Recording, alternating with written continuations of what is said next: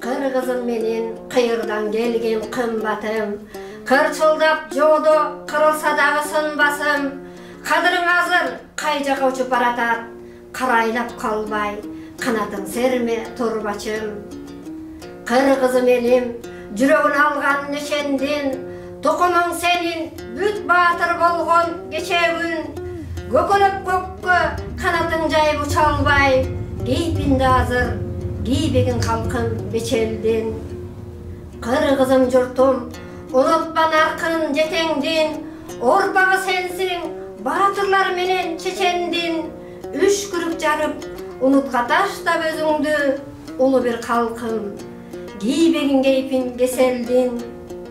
Kırgızım menin bolotton dagı bekemsin, sınalgan erkin bir günde emes neçen gün, kılımga dagı başı iybey gelgen erkingdi, aytkıla hazır sındıra alat ekengim, aytkıla hazır sındıra alat ekengim.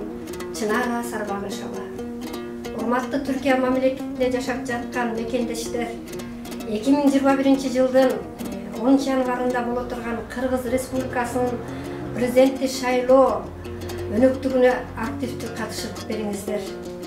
Учурдагы өлкө башында турган жетекчилер, сиздерден биздин өтүнүчүбүз жалпы эле сыртта эмгектенип жаткан мигранттарга шайлоого катышууга шарт түзүп бериңиздер.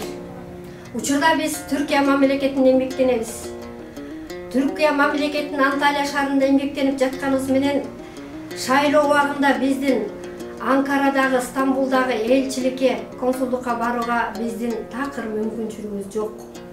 Ошон үчүн бизге Анталия шаарында шайлоого мүмкүнчүлүк түзүп беришиңиздерди өтүнөбүз. Себеби Түркия мамлекетинде иштеп жаткан мигранттардын эң көп бөлүгү Анталия шаарында эмгектенет. Бизди бул шайлоого болгон укугубуздан ажыратпаңыздар. Биз да шайлоого укуктуубуз.